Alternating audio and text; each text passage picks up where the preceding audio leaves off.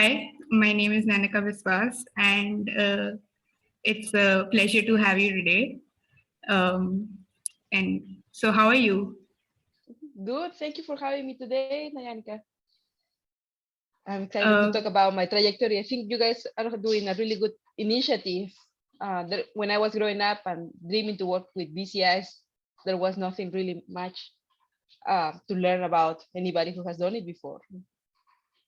Yeah, exactly. So even when I was started off with my journey at neurotech and neuroscience, I had a tough time finding a community in India, and which is also the inspiration behind this whole series, because I think there are people like us, but there's a lack of a community where we can learn about, discuss our experiences and learn from that. Yeah. So could you, yeah. So could you tell us a little about yourself and your journey so far? Sure. So I did my undergrad in Peru in electrical engineering. Even since high school, I wanted to do brain-computer interfaces, but in Peru, and I thought, without doing any research, I thought you need bioengineering to do brain-computer interfaces, because I was like bio and engineering. Yeah, those two things seem like they need to connect to each other. So, but there was no bioengineering in Peru, but there was an electrical engineering, and inside that there was a bioengineering club. And the club was amazing. They really teach me how to develop instrumental amplifiers, all the hardware to get the signals, the ECG and EMG signals, which are, way bigger than the EEG signals, but still the processing is very similar. So in my bachelor's, I did a little end of the bachelor's project, which was to control a robot arm by using the activation of my muscles. Yeah. So that was a lot of fun. And then after working in a clinic in Peru for a while, managing medical equipment, I got the opportunity to study a master's in biomedical engineering at the University of Binghamton in New York, upstate New York, a very quaint little town. And over there, there was, when I first joined the department, there was professors from biology, from computer science, from electrical engineering, and it was very interdisciplinary. And the professor that ended up becoming my advisor, he actually was a professor from electrical engineering who became an adjunct to biomedical engineering, just so that he could be my advisor, because he also wanted to do brain-computer interfaces. And then he got the muse, he got the emotive, we were using those things. Then we got the help from a professor from the psychology department, Professor Sarah Laszlo, and she is an expert in electrophysiology. She's been analyzing EEG signals forever, and she really gave us a good frame. We compared the emotive with her lab grade EEG system. We decided to move forward with the lab grade system. And we did very cool research trying to identify people by using their brain signals. Yes. So we call those the brain prints. And thanks to the fact that we could design our own experiment to collect these signals, we were the first group to achieve 100% identification accuracy. So that was a lot of fun too. So she really has so much expertise on analyzing EEG signals, and thanks to her is that I have it as well. On the meanwhile, so that was between 2012, that's when I started my master's. 2014 is when I started my PhD. And around that time, first, there was no many brain-computer interface companies. It was not like now that you hear now Facebook is buying control labs, that there's other companies are trying, the Muse, many companies start appearing that are doing brain-computer interfaces. Back then, there was not many, and I thought, if I want to do brain-computer interfaces, my only option is to become a professor, and I can do it on my own. I can do whatever I want if I'm a professor. Which I later learned is not fully true. When you apply for a grant, you want the government to support what you. So True. BCIs are not an interest; they won't fund it. And of course, there's ways around it, but that was pretty much the only way I could think about doing brain-computer interfaces. At the same time, I don't know if this is helpful to know, but the bioengineering department, the biomedical engineering department at Binghamton University got a new chair. and the laboratory, the program changed completely. All the professors that were from other departments, electrical and computer science, had to leave. They left for system science, for maybe the startup place. And then all the professors were replaced by wet lab professors very much into cell tissue growing, biology, and really, I guess bioengineering is as engineering the growth of cells, kind of. And Yeah. that's the farthest. Like, I didn't want anything to do with that. So that was something that really, like, in retrospective, I was like, oh, so, and I would never have assumed cognitive science and psychology would be the place to go to learn about EEG signals. So that was a whole paradigm shift. Definitely my bachelor's in electrical engineering gave me a huge advantage in signal processing. I was familiar with the Fourier transform, time frequency transformations and all of that. So I came to the psychology department as a valuable asset, right? Because I could pick up these concepts very quickly.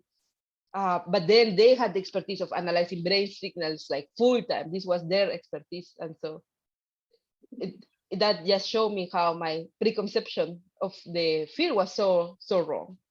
And so nowadays you might find bioengineering departments that are fully focused or greatly focused on brain-computer interfaces, but you might find other bioengineering departments that are not doing anything related to brain-computer interfaces, Yeah. and it's all about like wet labs and growing cell tissues.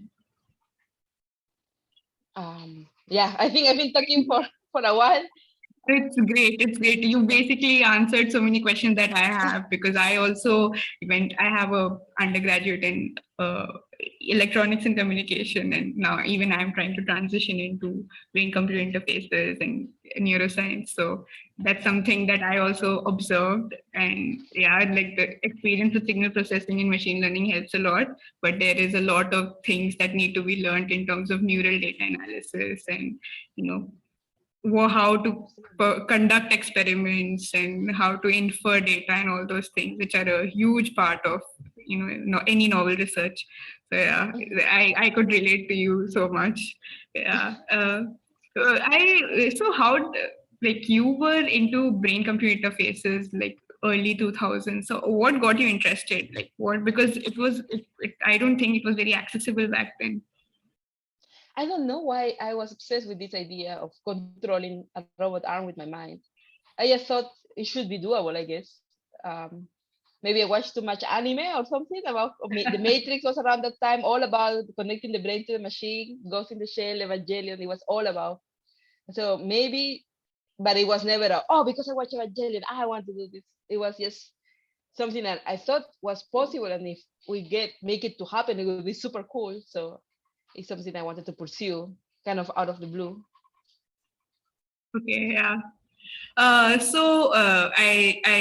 went through your some of your projects and your thesis projects, and I absolutely love them. And the one that I found the most interesting was the brainwave biometric identification system. And you mentioned how you achieved 100% accuracy in identifying a person through their brainwaves, which is, I think, a huge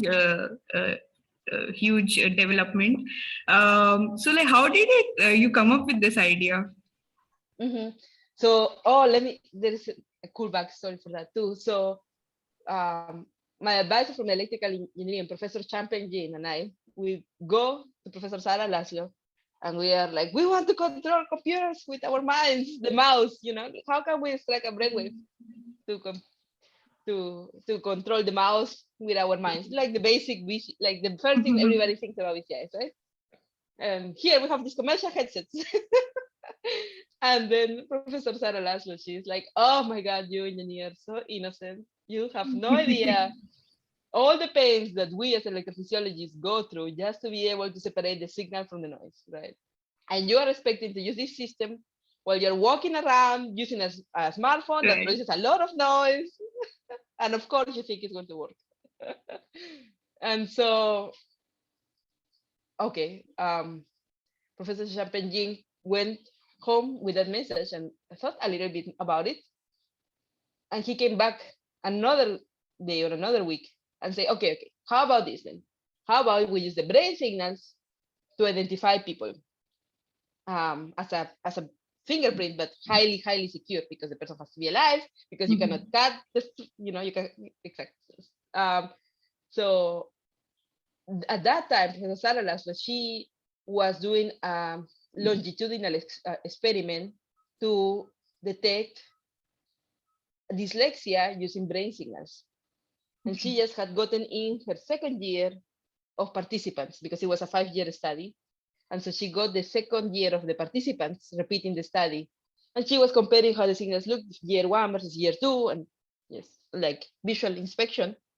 And as she was doing that, she realized, wow, these signals are really like remaining constant per person. It's almost like like a signature. I mean, she didn't think of it at that time, but when Professor Champagne came with the idea of using it as identification, she was like, I just looking at these signals through the year, at a year apart, and they are still like, I could match them using my eyeballs. I'm sure we can match it using a machine learning device. And so she says, yeah, this one is a doable project. And so we tried the project first with some off-the-shelf data that she had collected to identify dyslexia. It was people reading some words and pressing a button, task related to reading. And with that off-the-shelf data, we did get like 80% accuracy. We used, I started using the very basic, yes, cross correlation, just almost like pattern matching. And then I use SVMs. I use a neural network that was being developed in the psychology department to model human classification. And they all perform pretty similar, around 80–85%. And so we say, okay, this is promising. Let's develop an experiment specifically designed to elicit the most different brain signals across people. And so then we designed the experiment and we said, okay, what could be heavily idiosyncratic? We kept the words, but we made them way harder. The original words were like school words, like elementary school words. These words that we chose were yearly words. So depending on who you are, you would know different proportion of the words. So that's already quite differentiating.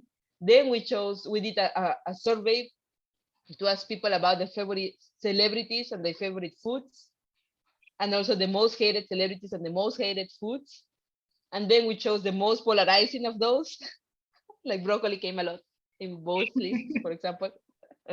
And so we use those images as well to elicit these event-related potentials. We use Gabor patches because we thought the occipital cortex has a very unique convolutions. But that wasn't particularly outstanding. I think, and those were the main things we used. And then we were eliciting a P300 as well, because there was a task involved. And so the P300 was also its own signature. Okay, so you combined, so you ask every user to go through the set of tasks, and then you use that data to identify if, it's identify that person, right? Exactly, so they just look at the stimuli all combined, and there is like 400 images. So it does take a while, but they look at the stimuli and they are asked to press a button when the stimuli is in color. And so that gives us the response to each stimuli and also to response to color, which corresponds to the P300. And then per category, we create the event-related potentials. And then we use those as a signature of the user. Okay, so do you see this being implemented or being used in a practical scenario anytime soon? Like, how would you improve on it if not now, then eventually, so that it can be implemented? Because I think brainwaves are the most unique possible signatures after fingerprints. One of the big challenges was we were using a full 32 set, okay. the head cap. So I think more and more companies like Neurable are developing more friendly form factors. So yes. I think if we could replicate the experiment in a more friendly form factor, that might allow it to become actually useful for the future. And we have the collaboration from another PhD student in Professor Champagne's lab, and she was more involved in the machine learning too, and using more advanced techniques than just a simple cross correlation. They managed to identify a person just using like 10 trials as opposed to 400 trials. So Okay. that's another aspect of it that would make it more practical. Yeah, I agree. Yes. So, using this as a segue, I would like to discuss with the wearables Neurable is designing in the Enten Headset. And let me just tell you that reading the white paper was one of the most amazing experiences. I enjoyed reading it. It answered almost every question that I had, even more. And I really enjoyed the way it has comprehensively described the experiments, how they compared it with first, medical grade or, lab grade EEGs, and then the 45 experiments that you guys did. And I mean, it was a delight reading that. So I think congratulations to the whole team and to you. And Wow, Nayanika, thank you so much. I'm very glad to hear that you've really gone above and beyond researching for this interview. You've read my paper, you've read Neurable paper. Thank you. Appreciate it. oh, I read this. I have been following the Enten headsets and Neurable for a very long time. I really love the philosophy.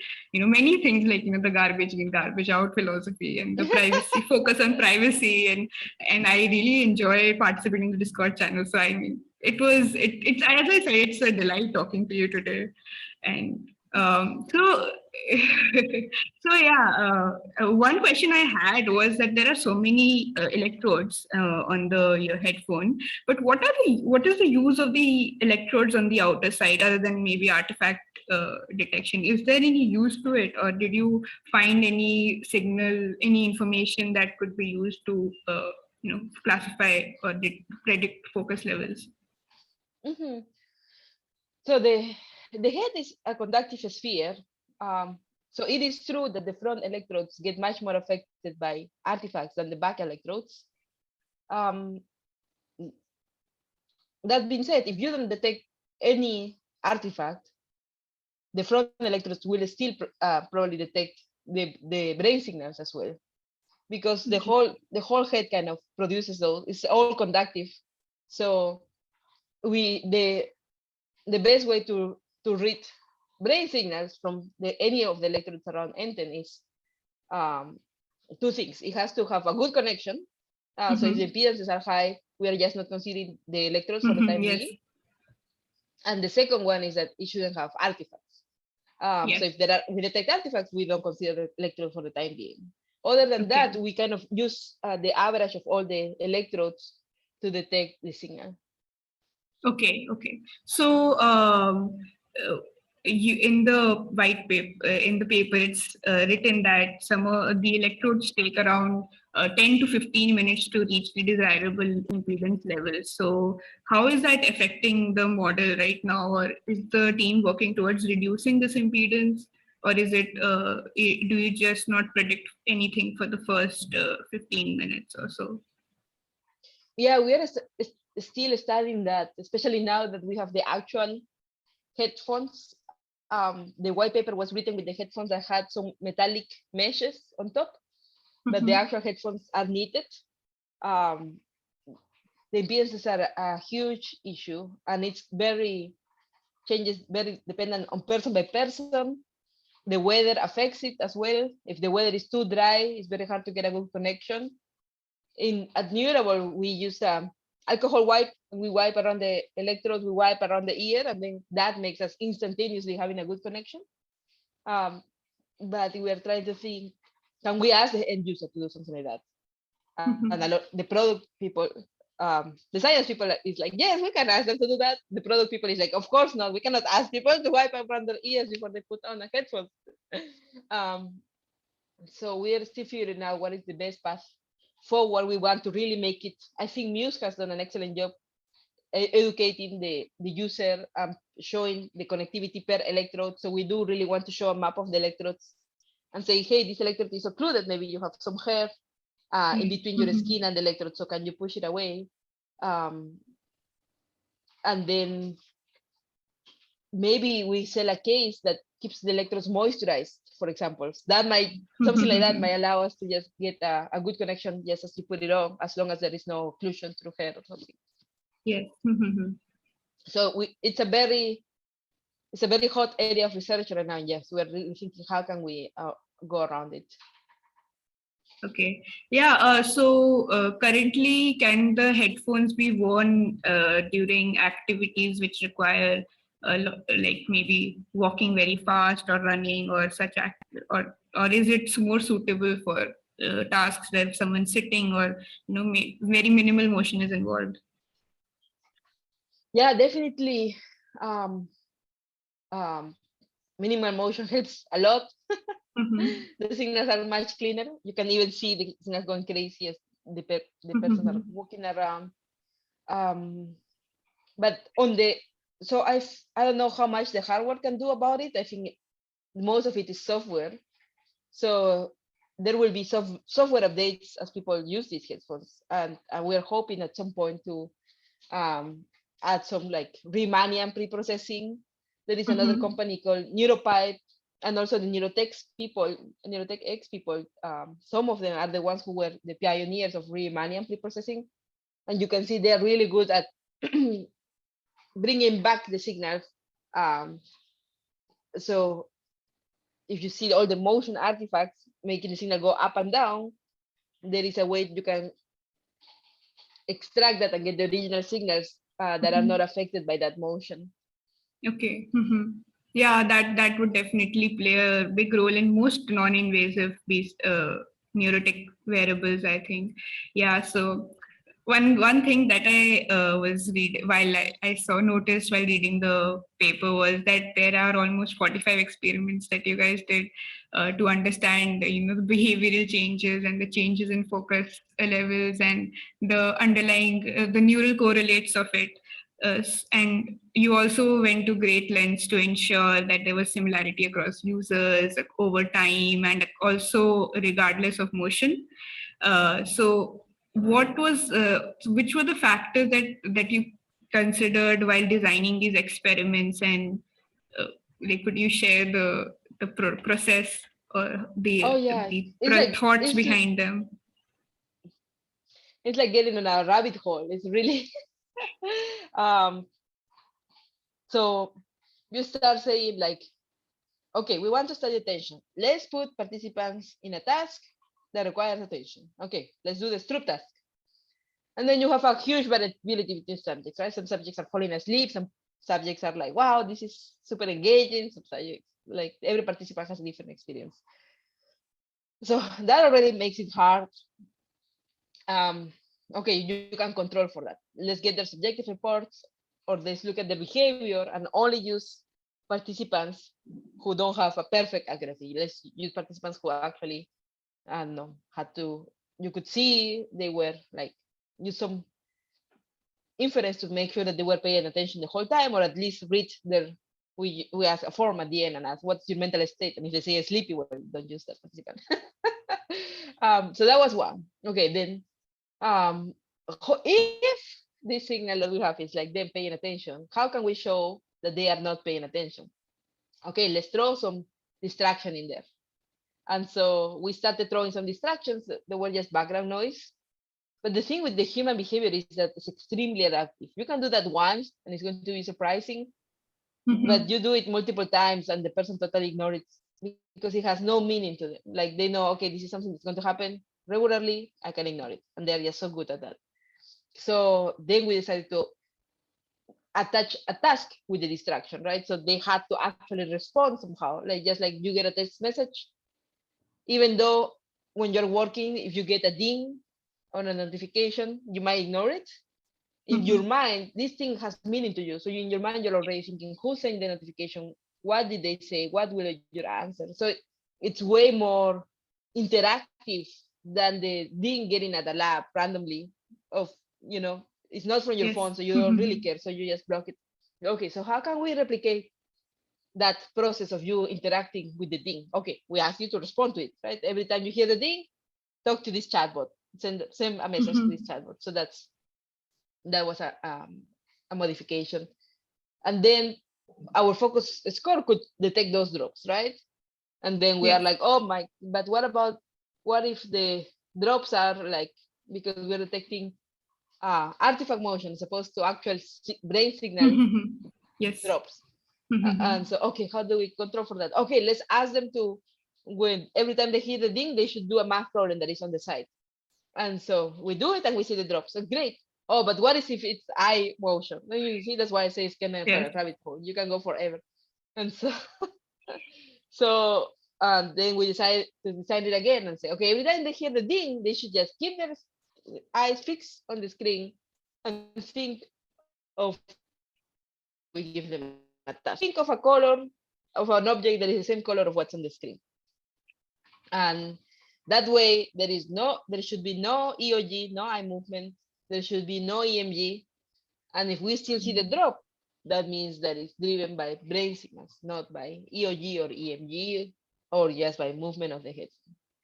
Okay. And Yes. so that's kind of the how, and this happens like every time we develop an experiment, we kind of end up developing like 5 or 10, right? Because things we didn't control for what do we have to. So one of them, the first few are pilots, and then the last one is the actual experiment, you could say. Okay. Yeah. I can imagine how this could be very elaborate. One of the biggest philosophies at Neurable, and everyone keeps saying this, is garbage in, garbage out. So and even now you mentioned how capturing and discerning if it's actual if it's artifact or if it's actually focus or behavioral change related data. It's very hard. So my question is it really the requirement, is it really that we require complex machine learning algorithms, or is it more of signal processing that's required to develop such variables, or is there something, a third thing that I'm missing that helps in designing a good wearable?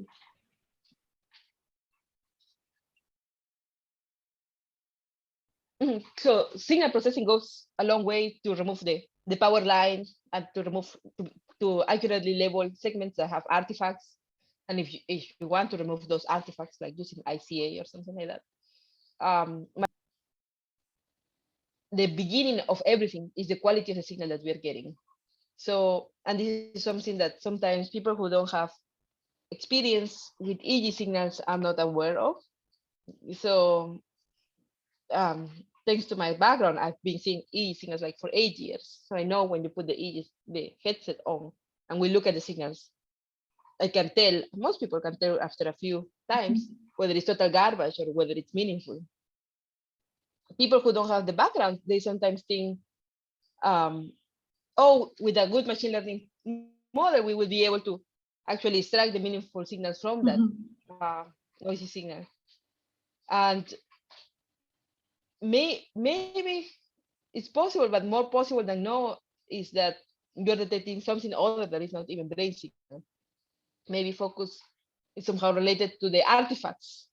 And so everything, most of the things that we're measuring are larger than the brain signals. And that's why if you're not getting a good signal to begin with, it's very hard to extract the brain signal from it, to isolate that component. And so some people might want to muscle their way through it and say, yes, use more advanced machine learning, but really, the most expert machine learning people, they always start simple to see if there is first something on the Yes. signal. And from there, you make it complex to address for different situations that might arise. And so start with EEG signal that is meaningful to begin with, and then feed that into, look at it, remove as many artifacts as possible, make some statistical analysis to see that there is something going on in there, that is meaningful, and then do machine learning, and then do more advanced machine learning so you can address different scenarios, right? Like a channel suddenly becoming disconnected or something like that. So that's where you need to start by having a good signal connection. Otherwise, Okay. you might not be measuring EEG at all, and your entire models might be based on artifact detection and such. Yes, I agree. So you said that while performing experiments, also you observed that certain people behave differently to your experiments or the stimuli, which might be an indication. Maybe it can be an indication on that their focus changes according to different things, perhaps. So is Neurable trying to incorporate like any processes or models where the your model is training as with the user's usage, so that it can learn these isolated or at least slightly different behavior patterns or something? Yeah, currently we do have a calibration phase when people put on the headphones. It's a very simple one, um, just to get the full range of alpha. Um, but we still have to think about other calibrations if we want to incorporate other signals in the algorithm. And yeah, I do think when participants put on the headphones, there is the option of calibrating. There will be the option of calibrating at least once, and definitely once, maybe after a few days as well or something. We want to make it short and something like maybe a minute or so. And we also would love to be able to run experiments in our platform once everybody has an Enten, that would let us know what would be the best strategy to calibrate things per person and such. Okay. So, do you think currently there is some lack in technological innovation or hardware innovation that is hindering the development of non-invasive BCIs? Like, for example, currently Enten uses like a 500 hertz sampling rate and a 128 bit resolution, but like, do you think higher sampling rates, like 1,000 or maybe it has a higher help in modeling, or are there any other such innovations that would really help? Hmm. I wonder. Yeah, definitely that's a challenge of going from a medical grade EG headset to a commercial one. We are we are really like we have a few medical grade headsets in the lab, right? And we don't have to worry about much of anything with the transmission rate of the data and such.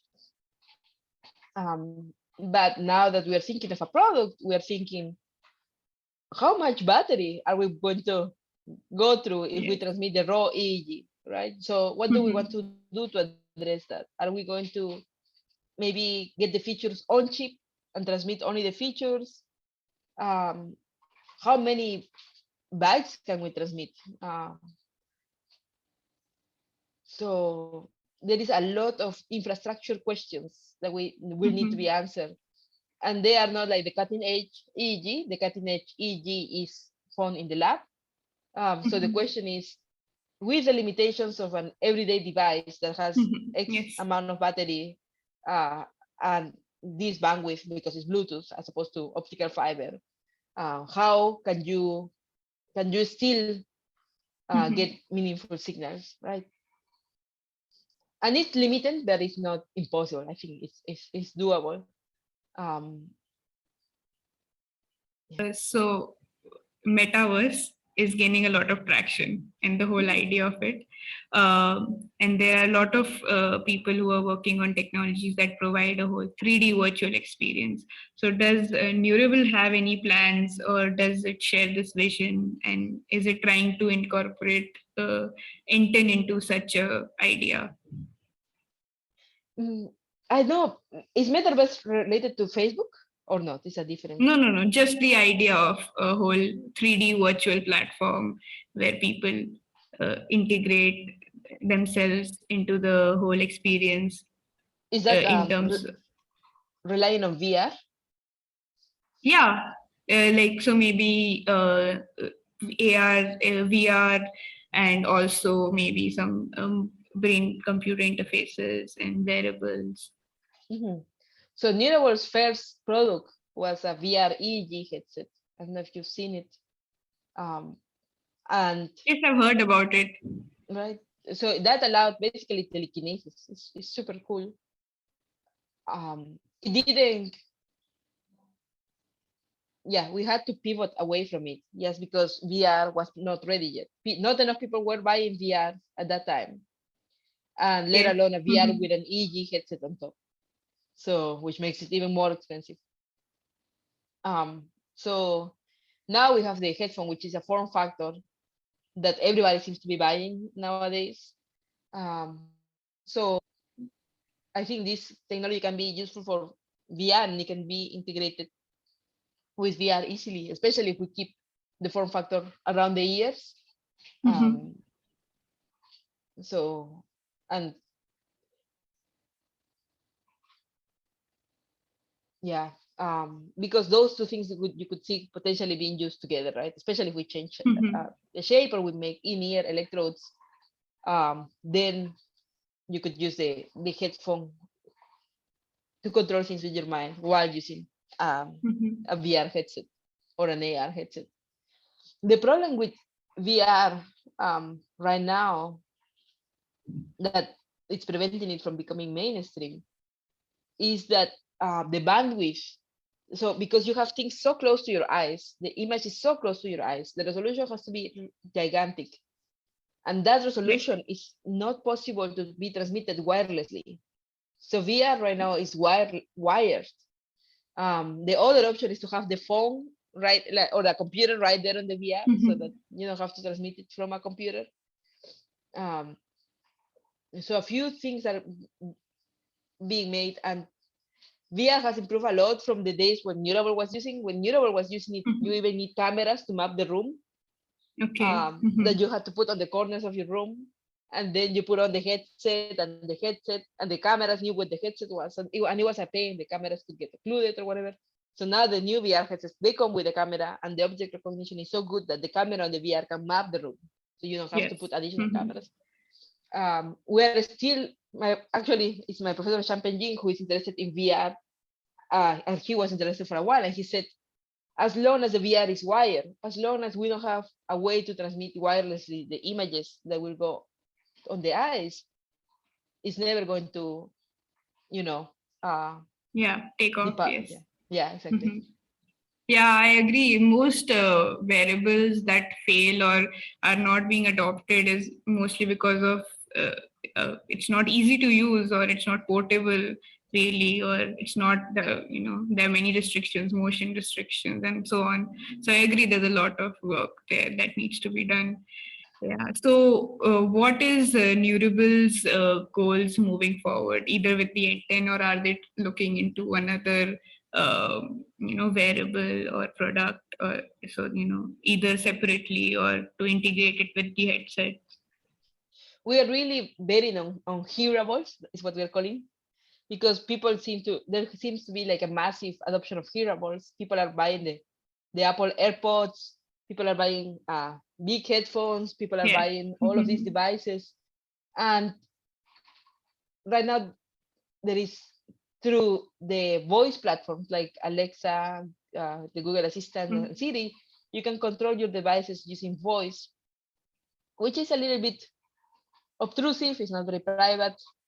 So we're really hoping for a world where you can control your devices using hearables, as a, and not using your voice, but using your brain signals, or using Yeah. maybe Mhm. gestures and such that are not overt.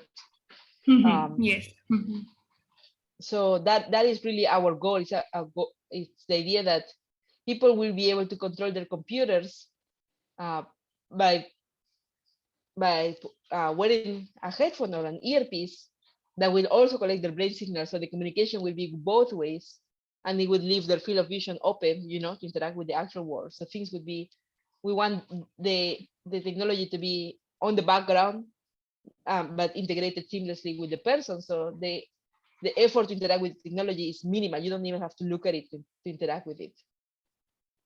Okay, yeah, that would actually be very helpful because, first of all, because these devices have language barriers and maybe brain signals would overcome a lot of it. And then there's also a problem of everything needs to be quiet for the devices to work properly.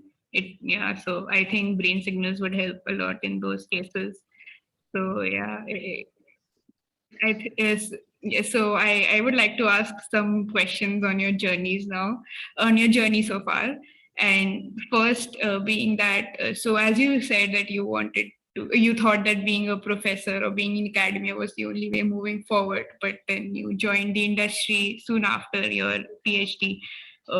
Do you think that industry is better, or do you want to go back to academia after a few years, or is it Mhm. is it something that you want to try? Um, so the difference between industry and academia. So the reason I thought I had to remain in academia is because there were no industries working on this. Luckily for me, at the same time, Ramses was also doing his PhD in neuroscience, and he decided that he was not busy enough with that, so he also started a startup. So by the time I finished my PhD, Neurable had been around by around 5 years, and they were on the verge of launching this new product. So um, I could join them, which was a huge strike of luck. Um, and so, but the the environment really went from nobody doing BCIs on 2012, 2014 to everybody doing BCIs on 2020, right? It's like crazy. Facebook, Yes. Google, Elon Musk, like you name it, is doing BCIs. It's like, okay, what a change, right? So you can start thinking, so you can see your mentality being different, right? When I started studying this, I was like, I'm studying this for fun. I'm not going to make, any money out of this. I might not even ever work on it, unless I make my own path as a professor. Um, so I really thought it was something that I was doing for myself, for fun, for the fun of it, for the interest of it. But then it took off, and now many industries are really interested in developing this technology, which happened to be a great coincidence. So if you want to know a little bit about the difference of working in academia versus working in industry, so in academia, I don't know if this is a fair comparison, but I would say professors are like CEOs. Like their main job, especially if they are in research universities, their main job is to raise funds. So they are True. both the CEOs and the lead scientists of a company, and so which is their lab, and they have to raise funds by writing grants, which is grueling. It's a really grueling Yes. process. Fundraising for a company is a very grueling process. In general, convincing people to give you money is very grueling, of course. It's hard, but that's why it pays off. And then, so you kind of need that similar entrepreneurial skills, whether you're a professor or you're a CEO or a startup. True. Um, but the professor also has to guide the students um, about what is the research going to look like, what are the next steps to follow. So there is a lot more hand holding at school than there is at industry. Mhm. Um, a lot, and a big difference is that the school, at least in my lab, it was very star shape. So it was my advisor talking individually with each PhD student, and we Mhm. all have our own lines of research. And there might Mhm. be some overlap, but it was very clear whose project was whose. And in industry, that's not the case. It's much more maybe a ring structure Mhm. where everybody has to use everybody's um, code. If you're going to, you also will write code, and other people should be able to use it. And so that was a Yes. big part of one of the biggest challenges I had working at Neurable was working with others' codes and adding to it without breaking it, and collaborating was a big skill that I learned at Neurable that is very valuable and really hard. When you're working on your own Yes. in the lab at school, nobody else is going to use your code, so you don't care. The reality is very different in an Yes. industry. Yeah. Yeah. Uh, do you see yourself being in the industry in the next 10 years, or would you ever want to go back? I myself are not very entrepreneurial. I'm not, yeah, I'm terrified of the fundraising or grant writing process. I'm Mhm. really happy to be in the lab, uh, following and supporting the people who is leading the way. If I were to become a professor, I do enjoy teaching a lot. So I would personally go to a teaching university, and become um, a professor there, where my career will not be defined on how many grants I get. So if you're in research Mhm. lab, you have 6 years to get millions of dollars of grants. If you don't get them, they will fire you after 6 years. It's really grueling in the US. But if you're in a teaching university, the focus is on teaching, not on how many grants you get. And so I do enjoy, I have taught at Binghamton University a seminar in brain computer interfaces. I've taught statistics. It's extremely satisfying. I really find it very rewarding. So I think, and this is something that is not an or, I think I could become an adjunct at a university. Eventually, if I want to actually pursue a full position at a university, I might be able to balance these two responsibilities. Um, but yeah, there is a lot on my plate right now. So I'm just focusing on Neurable. Okay. On that note, I would like to ask you, so as you have been this, in working with BCIs and wearables for almost 10 years now, what is the biggest misconception you think that most students and neurotech enthusiasts have about the field and the industry, and what would you tell them? How would you debunk them? I think maybe it would be the same misconception that I had. I never thought about looking into cognitive science, neuroscience, and I went directly for bioengineering. So I Mhm. would say, don't assume all bioengineering is BCIs. You might be disappointed depending on what university you join. So do your research, and that there is an expertise of working with VCIs, or not with VCIs, but with EEG signals. People who have worked with EEG signals for a while, they have an expertise that if you have the opportunity to partner with one of those people, regardless of your major, right?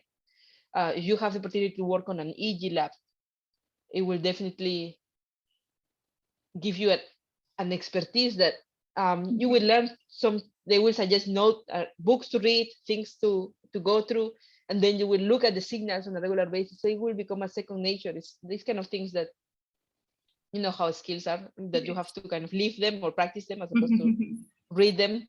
So joining an EEG lab, it kind of gives you this skill, and those EEG labs are mostly on the cognitive and neuroscience departments. And there is a lot True. of collaboration between engineering and cognitive or neuroscience.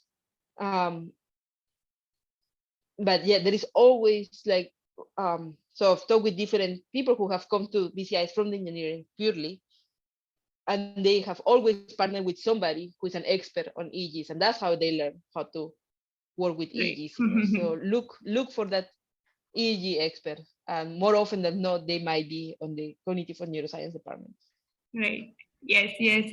Recently, I've been looking for into universities for doctoral programs, and even this is something that I too noticed. That it's that most of the EEG related work is actually in the brain or cognitive or psychology departments rather than maybe EC or biomedical engineering department. So yeah, that's something even I realized. Mhm. Hopefully, in time. Yes. Yes. Uh, were there any mistakes that you made as a beginner other than this whole biomedical engineering or versus the neuroscience that choosing a master's in that field that you would like to talk about or so that people like us can hopefully avoid it? Mhm. Yeah, my biggest mistake uh, was having the pride of an engineer, I guess. So when my advisor, Professor Sarah Laszlo, told me to join the cognitive science department, I thought like I'm an engineer. How can I like abandon engineering for cognitive science, and I'm sure it's going to be super easy because nothing is as hard as engineering. And I was so contempt, or I had so much contempt for anything other than was not engineering. That arrogance, I think, was my biggest mistake. Immediately within the first semester, I learned how thorough can neuroscience be, and the Right. courses, the classes, the statistics. They, they are. I thought it was kind of, as an outsider, as an ignorant person, I thought it was a soft science that really didn't measure real things, and as and I feel so bad for saying this. But as soon as I joined, I realized how wrong I was and how precise is everything that they do and all the techniques, the expertise that goes behind it, and the courses are grueling as well, just like you would expect. Like if you like that from engineering, well, you have that in neuroscience as well. So, and of course, neuroscience. Something maybe to say is that neuroscience is a very new field as well, just like biomedical engineering. So again, you have to do your research when you join one of these programs. You want to join a serious program. You want to Okay. join people who know what they're doing. Um, so that's a little bit the hard part that is not so present in electrical engineering, right? If you join electrical engineering, the people who have done this have been done it for 100 years Yes. or whatever, right? But neuroscience and biomedical engineering, these are new careers. So you will find a wider range of expressions of these careers. They are not as well Yes. defined. So really doing research into what they're doing and how they are seen by others in the field, as whether their work is high quality or not, is very important. So I guess that's one of the challenges of the career that others, like more traditional ones, don't have yet, right? Right. Yes, I agree.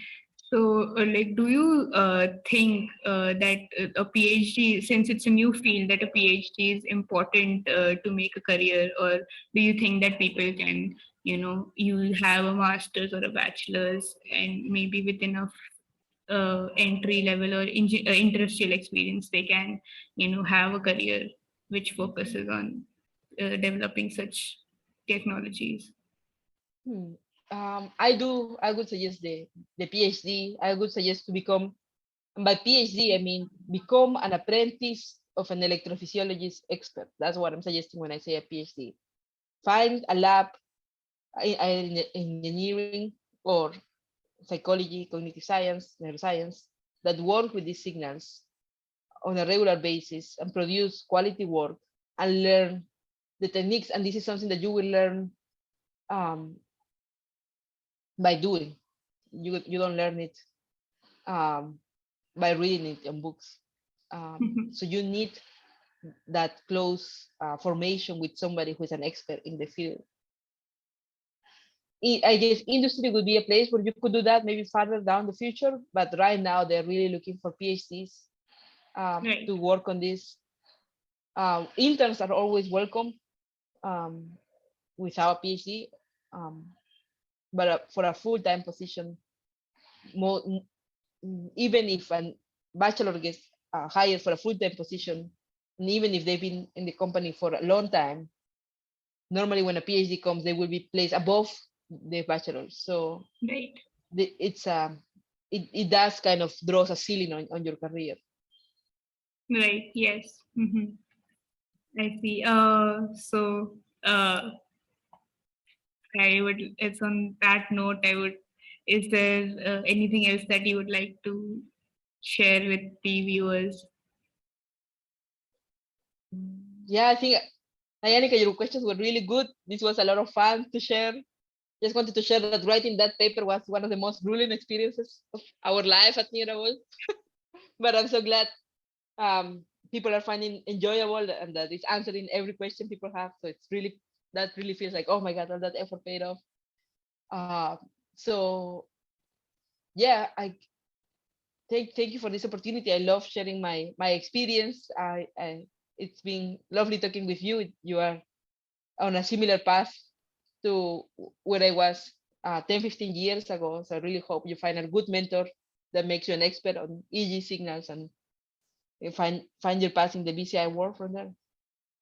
Yeah, definitely, definitely. I would love to talk to you more and seek your guidance on this. And I would love to get to know more about your experiences, because I think it's the experiences and the implicit information that's not out there in the books that really helps makes or breaks a career, especially when it's a very new field or it's a very broad yet focused field, which I think is neuroscience and these wearables. So yes, thank you so much for sharing your experience today. My pleasure.